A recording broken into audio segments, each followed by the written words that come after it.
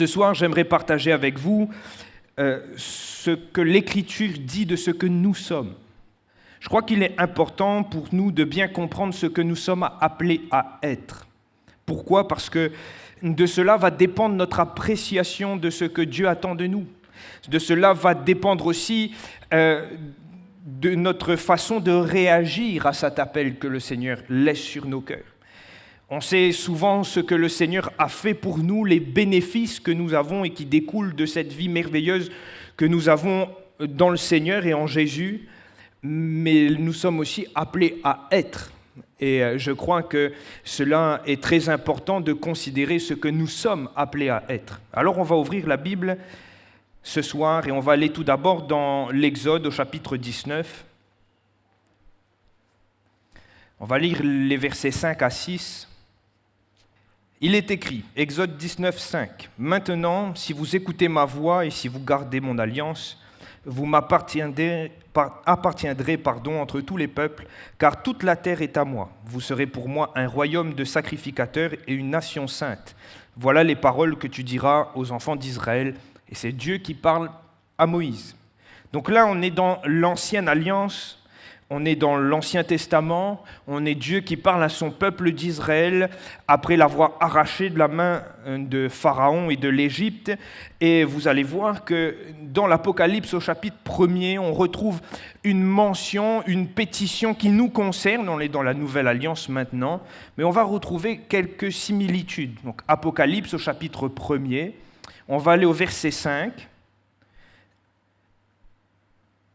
Et on va lire la partie B du verset 5 qui commence par « à celui ». Il est écrit « à celui qui nous aime, qui nous a délivrés de nos péchés par son sang et qui a fait de nous un royaume, des sacrificateurs pour Dieu, son Père. À lui soit la gloire et la puissance au siècle des siècles. Amen. » Vous voyez qu'on retrouve cette notion d'être des sacrificateurs. Si on tourne encore les pages de l'Apocalypse, on peut aller au chapitre 5. On lit à partir du verset 8 du chapitre 5. Donc dans cette révélation que Jean a du ciel, il dit « Quand il eut pris le livre, les 4 êtres vivants et les 24 vieillards se prosternèrent devant l'agneau, tenant chacun une harpe et des coupes d'or remplies de parfums qui sont les prières des saints.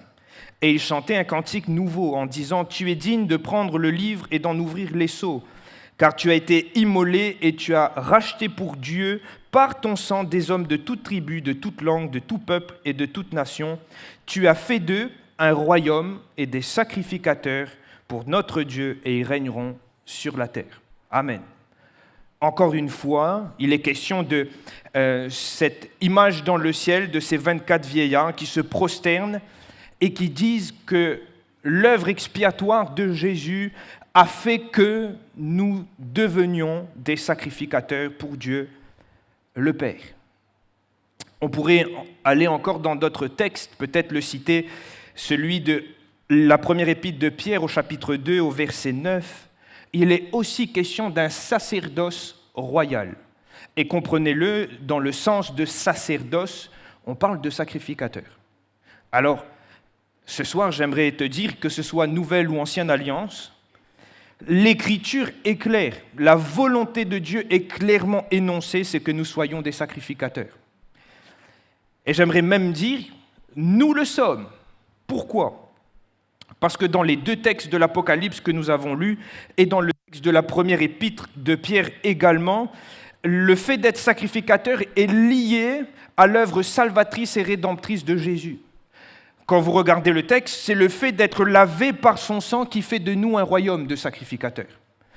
Et nous comprenons que parce que nous avons accepté Jésus, en l'ayant choisi comme sauveur, en ayant été lavé par lui entièrement, en ayant connu ce qu'on appelle la conversion, la nouvelle naissance, nous avons été intronisés dans ce royaume. Et au titre de sacrificateur.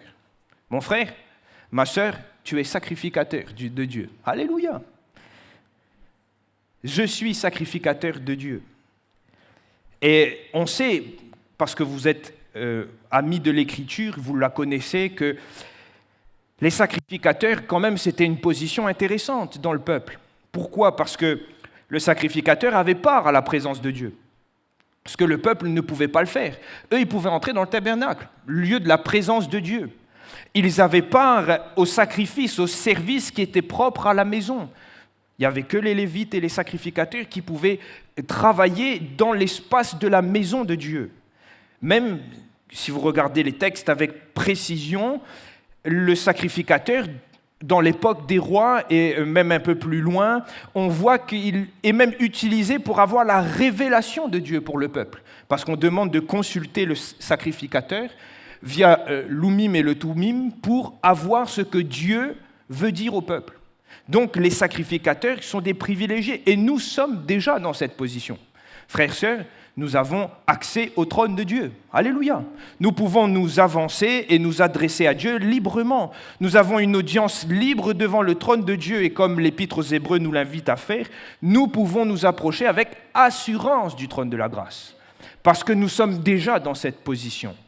Mais si nous maîtrisons les bénéfices du fait d'être sacrificateur, il nous faut comprendre ce soir les réalités que cela implique. Parce que ce que Dieu souhaite pour toi, pour moi, c'est que nous soyons des sacrificateurs pour Dieu. Ce que Dieu souhaite véritablement pour nous, c'est que nous soyons de véritables sacrificateurs, pas seulement de ceux qui jouissent des privilèges, mais de ceux qui soient véritablement des sacrificateurs. Alors j'aimerais voir avec vous 3 réalités qu'implique la sacrificature dans les Écritures. Et je crois qu'on pourrait peut-être même lister plein d'autres caractéristiques, mais je me suis arrêté sur 3 points ce soir. La première chose que j'aimerais partager avec vous, c'est que le sacrificateur est appelé à être consacré. Pour pouvoir être sacrificateur dans l'Ancien Testament, et vous le voyez dans Exode 29, il fallait être consacré. Et Dieu a pris le temps de consacrer ses sacrificateurs au service. Même quand vous regardez dans l'histoire du peuple d'Israël, il y avait une tribu entière qui avait été mise à part pour l'œuvre sacerdotale et pour l'œuvre de la maison. C'était la tribu de Lévi. Cette tribu était une tribu particulière.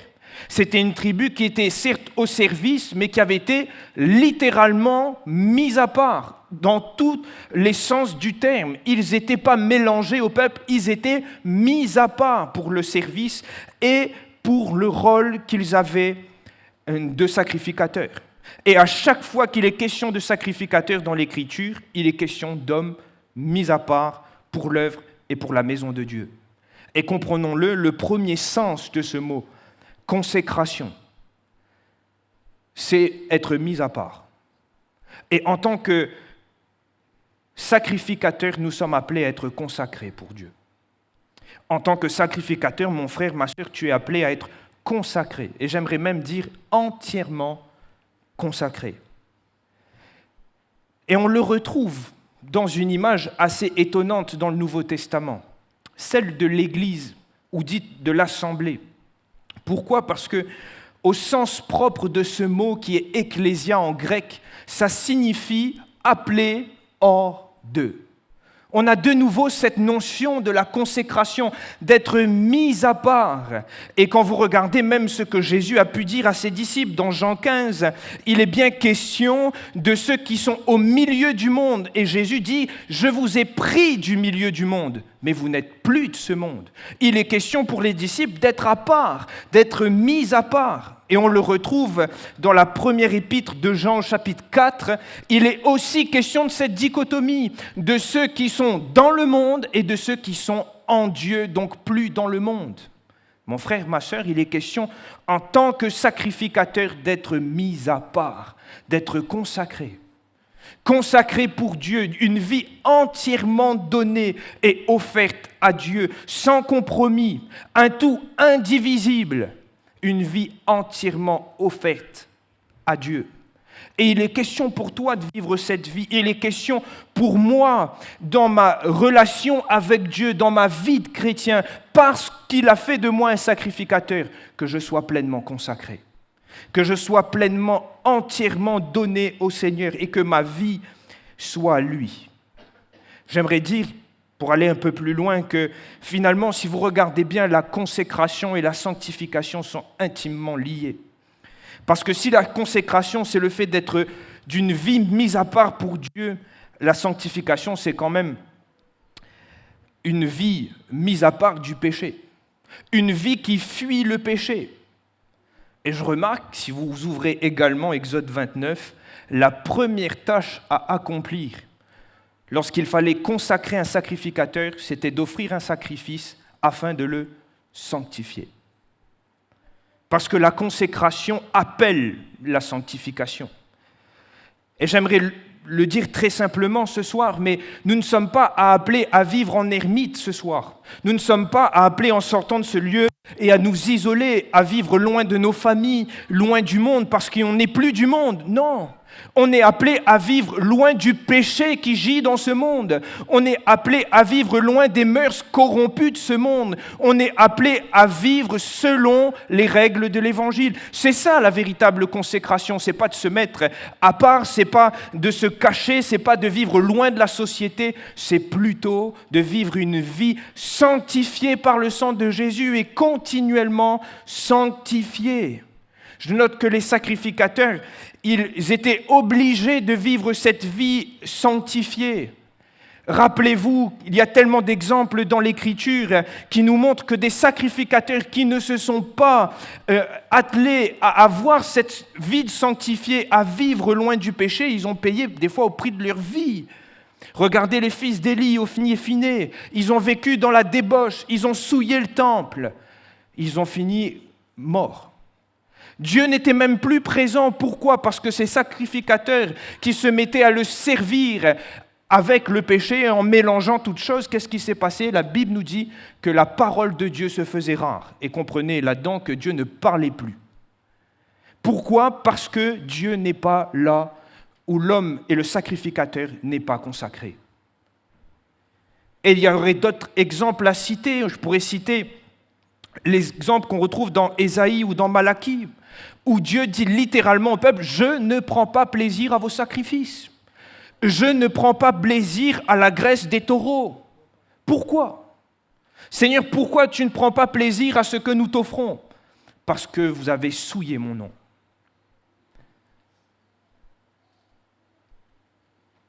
La sacrificature ou le fait d'être sacrificateur implique intimement une vie consacrée, une vie sanctifiée. Je prends un dernier exemple, celui d'Uza.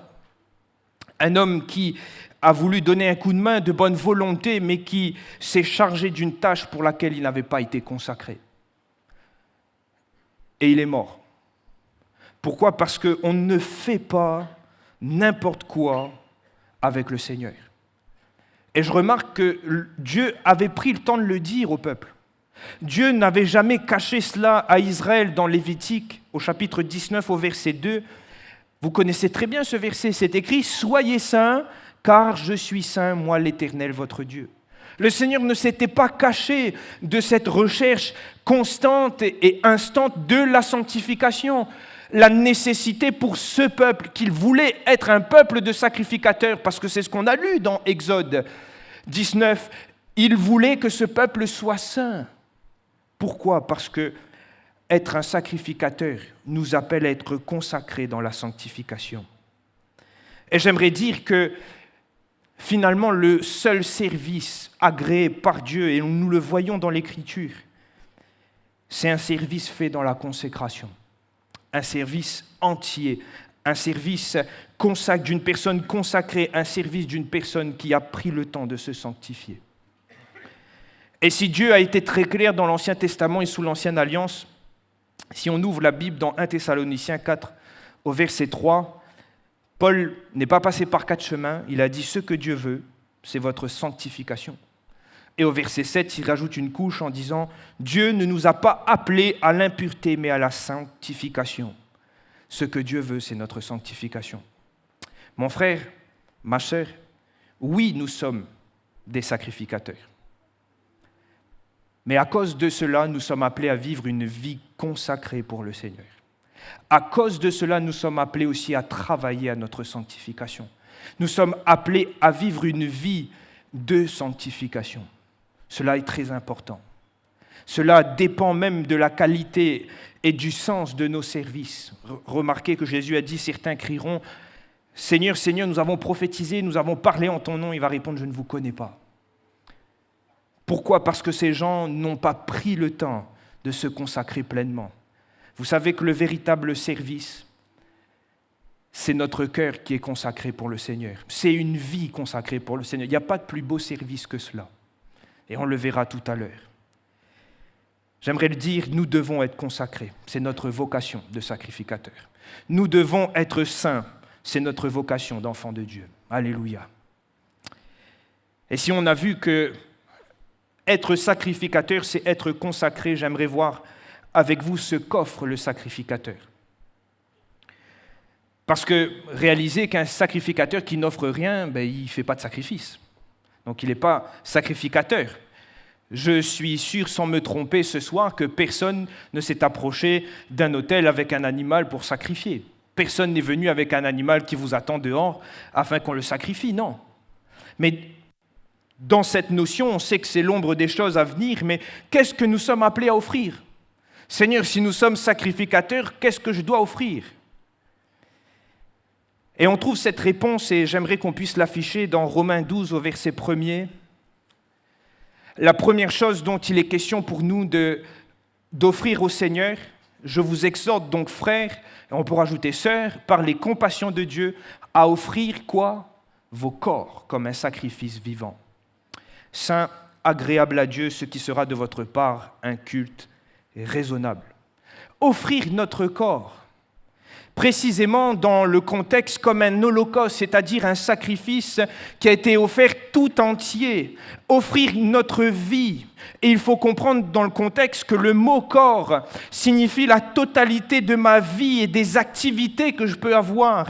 Un tout solide, indivisible, que j'offre à Dieu et qui est finalement un culte raisonnable pour lui. Il est question de s'offrir tout entier. Et j'aimerais dire qu'en cela, Jésus est le parfait exemple. Jésus s'est offert. On va le lire dans Hébreux au chapitre 10. On peut lire à partir du verset 5. Je sais que je vous fais naviguer dans la Bible. Ça va faire la lecture de la semaine. J'espère pas. Hébreux au chapitre 10. À partir du verset 5, il est écrit « C'est pourquoi Christ, entrant dans le monde, dit « Tu n'as voulu ni offrande, ni sacrifice, mais tu m'as formé un corps.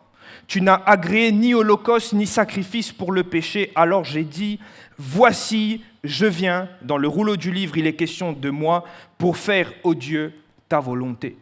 Qu'est-ce que Jésus a offert ? Son corps. Sa vie tout entière. Il dit, tu n'as voulu ni sacrifice, ni holocauste.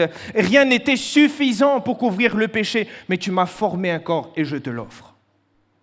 Jésus en est pour nous le parfait exemple d'une vie consacrée, d'une vie offerte, d'un tout indivisible. Jamais le Seigneur a voulu reprendre une partie de sa vie, jamais il a voulu reprendre en main une partie. Il avait tout donné à Dieu. Même dans le jardin de Gethsémanée, la coupe de douleur est là, la coupe de souffrance est devant lui. Il ne veut pas la boire, c'est dur, mais il dit, ta volonté Seigneur, je t'ai offert ma vie, je suis venu pour accomplir ta volonté, alors qu'il soit fait selon ta volonté, Seigneur. Une vie entièrement consacrée, une vie entièrement offerte. Et je le conçois en parlant de s'offrir soi-même comme étant du premier sacrifice.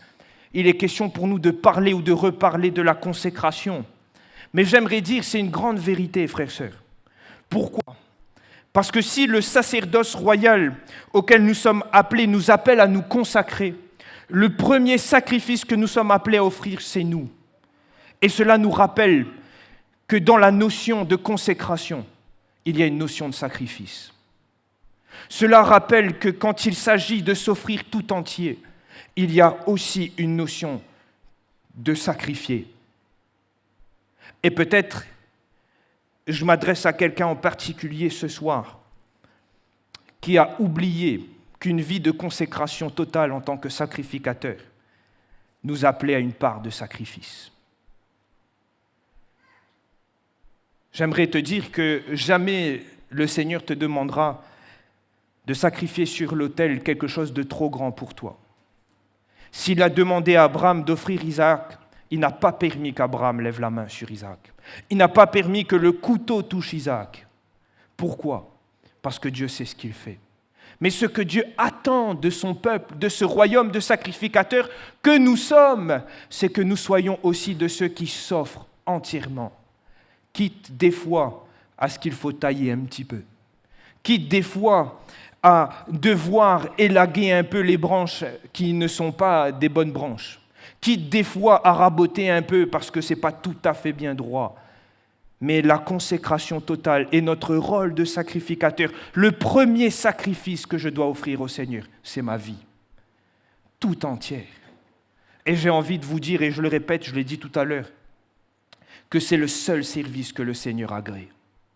Parce qu'on pourrait tout faire après, mais sans s'être offert entièrement et complètement à Dieu.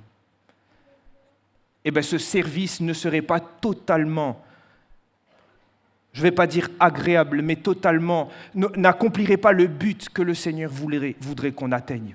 Parce que ce que le Seigneur veut avant toute chose, c'est un cœur et une vie consacrés. C'est le sacrificateur qui, au lieu de présenter un sacrifice d'un taureau, c'est sa vie qu'il offre. Comme Jésus, à l'image de notre modèle. L'autre rôle du sacrificateur, quand il s'agissait d'offrir des sacrifices, on a presque deux grandes catégories. On avait des sacrifices qui servaient de consécration, de sanctification, mais on avait toute une autre catégorie qui était des sacrifices d'action de grâce. Il y avait aussi cette tâche de brûler des parfums, de l'encens, et par ce biais offrir au Seigneur un sacrifice d'adoration. Alors si nous devons nous offrir nous-mêmes, le Seigneur nous appelle aussi à offrir notre louange. Et c'est ce que nous voyons toujours dans le texte de l'Épître aux Hébreux au chapitre 13, au verset 15. Après nous avoir parlé de la sacrificature, après nous avoir parlé de Jésus, après nous avoir parlé des sacrifices du sang, il va nous dire au verset 15, « Par lui, donc par Christ, offrons sans cesse à Dieu un sacrifice de louange. » Et il ajoute, c'est-à-dire le fruit des lèvres qui confessent son nom. Avec honnêteté, quand j'écrivais ce message, je le réalisais. On est tellement pressé par nos soucis, par nos circonstances. Je note que c'est parfois un aspect de notre vie chrétienne qu'on néglige. C'est vrai que lorsqu'on ferme les yeux et qu'on prie le Seigneur, on est plus prompt à dire « Seigneur, bénis-moi » plutôt que dire « Béni soit ton nom, Seigneur ». Et pourtant, j'aimerais le souligner ce soir, c'est notre vocation, frères et sœurs. En tant que sacrificateur du Dieu le Père, en tant que sacrificateur du Dieu vivant, en tant qu'Église du Dieu vivant, nous sommes aussi appelés à adorer. Et généralement, on distingue ces trois missions principales de l'Église, l'évangélisation, l'édification et l'adoration. Alors ne négligeons pas ces choses dans nos vies. Nous sommes appelés à adorer. Et lorsqu'on ouvre la Bible, toute la parole est ponctuée d'exclamations de louanges, d'adoration, de réjouissance. Lorsque Dieu crée la terre, il se réjouit de son œuvre. Nous voyons que les hommes de Dieu, après avoir vécu des situations difficiles, même des fois dans la difficulté comme Job, sont des gens qui disent au Seigneur « Béni soit ton nom ». On a ce livre des psaumes qui nous révèle le cœur des fois du psalmiste dans la difficulté, mais qui donne gloire à Dieu. Qu'importe les circonstances, qu'importe les difficultés, le cœur d'un serviteur de Dieu, le cœur d'un sacrificateur, c'est de dire « Seigneur, gloire à toi, gloire à ton nom ». C'est un cœur qui adore Dieu. Je note même, si on va en profondeur dans les Écritures, vous regardez Job 38, vous regardez Apocalypse 4, nous voyons que toute la création, y compris les anges, se mettent à adorer Dieu.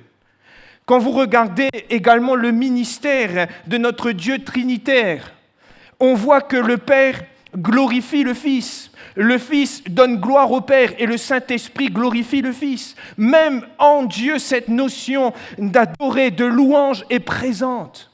Alors pourquoi nous avons tant de mal à nous mettre à adorer Dieu ? Pourquoi parfois nous négligeons autant cette réalité ? C'est notre vocation. En tant qu'Église, en tant que sacrificateurs, nous sommes aussi appelés à l'adorer, à lui offrir un sacrifice de louange, le fruit de nos lèvres. C'est ce que tu es appelé à faire, mon frère, ma sœur. Oui, le Seigneur siège au milieu des louanges de son peuple, mais plaise à Dieu qu'il y ait des louanges dans le peuple. Nous sommes appelés à l'adorer. Le sacrificateur, c'est celui qui est consacré. C'est celui qui se sanctifie. Le sacrificateur, c'est celui qui s'offre, parce que le plus grand des sacrifices, c'est nous-mêmes. Mais c'est aussi celui qui offre sa louange. Et j'aimerais terminer par ce dernier point, ce dernier volet plus court, vu que le temps nous presse. Le sacrificateur était aussi, à l'époque du peuple d'Israël, un peu le garant de la parole. Je m'explique. Les sacrificateurs étaient tenus d'observer la loi de Moïse, que ce soit les lois sacrificielles, que ce soit les lois rituelles, les lois morales, les lois d'ordre civil. Ils avaient cette responsabilité quand même devant le Seigneur d'obéir et de faire en sorte que le peuple obéisse à la loi. On note également que l'étape de la loi était dans le lieu très saint, lieu que seul le souverain sacrificateur pouvait entrer et s'y approcher. Et je crois que dans la même mesure, nous sommes appelés, nous aussi, à être des garants de la parole. En tant que sacrificateurs, nous sommes appelés non pas à avoir des tables de pierre qui sont coincées dans un lieu secret qu'on entre une fois par an, mais plaise à Dieu que nous soyons des sacrificateurs de la nouvelle alliance avec l'Écriture écrite sur nos cœurs, avec la parole inscrite au plus profond de nos cœurs et dont nous en sommes les garants. Où nous en sommes ceux qui font tout pour que cette parole soit vécue et demeure en nous. En tant que sacrificateurs, nous sommes garants de la parole. J'aimerais dire que si cette réalité est vraie en nous, elle est vraie aussi vis-à-vis des autres. Pourquoi ? Parce que les sacrificateurs avaient aussi à l'époque des rois la vocation d'enseigner, la vocation d'apprendre au peuple ce que Dieu avait dit, la vocation de transmettre ce que le Seigneur avait dit. Et je l'ai dit en début de message dans le préambule, qu'ils avaient aussi la responsabilité de consulter l'Éternel, de parler de la part de l'Éternel au travers de l'Urim et du Thummim. Et je note que c'est aussi finalement notre rôle de sacrificateur. Nous sommes porteurs de cette parole vis-à-vis des autres. Nous sommes garants d'apporter la lumière là où il y a les ténèbres. Nous sommes garants, parce que le Seigneur nous a éclairés, d'éclairer ceux qui sont autour. Ce n'est pas quelque chose de facultatif, frères et sœurs. Si nous considérons la tâche de sacrificateur, c'est notre vocation.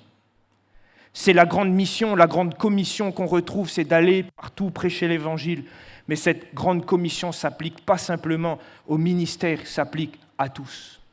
Parce que remarquez dans les textes que nous avons lus de l'Apocalypse, ou même vous pouvez lire 1 Pierre 2,9, il est question que cette vocation, ce sacerdoce royal, soit le lot de chacun d'entre nous. Nous sommes tous appelés à être des garants de la parole vis-à-vis des autres. Nous sommes tous appelés à porter ce message aux autres. Frères et sœurs, oui, nous jouissons des privilèges que nous avons en Jésus. Privilège du sacrificateur, on peut s'approcher de sa présence, on peut entrer dans le lieu très saint. Pas besoin d'attendre une fois par an, on peut le faire quand on veut parce que Christ a inauguré une route nouvelle. Mais ce rôle de sacrificateur a aussi des responsabilités. Plaise à Dieu que nous soyons ce peuple consacré. Plaise à Dieu que nous soyons ce peuple qui nous consacrons encore et encore par le biais de la sanctification. Plaise à Dieu que nous soyons de ceux qui s'offrent et qui acceptent parfois de se sacrifier. Plaise à Dieu que nous sachions aussi lui rendre l'honneur et l'adoration qui lui est due. Et plaise à Dieu que nous soyons des garants de la parole. En nous, pour nous, mais aussi au travers de nous pour les autres. Parce que c'est notre mission en tant qu'enfants de Dieu. Alléluia. Plaise à Dieu ce soir que chacun d'entre nous, nous puissions être pleinement des sacrificateurs. Que nous puissions entrer pleinement dans cette vocation que le Seigneur nous appelle et que nous nous sentons concernés par cela. Que le Seigneur soit béni, nous allons nous recueillir et puissions-nous réserver quelques minutes et on va prier le Seigneur. Si dans ton cœur tu as le désir de l'adorer, de lui dire merci, parce que toutes ces choses sont grâce. Le Seigneur nous fait grâce de ces choses. Cette vocation, il nous l'offre. Il nous donne la possibilité d'entrer. Il nous offre tout ça. Il n'était pas obligé, mais il l'a fait par amour. Alors si tu sens le désir dans ton cœur de lui dire merci, dis-le merci. Si c'est pour toi un temps pour te reconsacrer, pour réaliser que cette dimension du sacrifice n'est plus présente dans ta vie, que tu t'agites, tu fais beaucoup de choses, mais tu n'es plus entièrement consacré au Seigneur.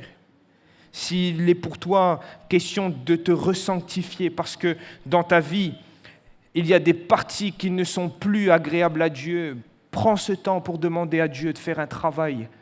Tout est grâce dans le royaume. Tout est grâce avec Dieu. Il est un Dieu aimant et nous sommes encore dans ce temps de la grâce où le Seigneur nous pardonne par amour, où le Seigneur agit avec puissance par amour, où il œuvre. Alors puissons-nous user encore de cette grâce, nous approchant du Seigneur et lui demandant de faire cette œuvre pour nous. Alléluia.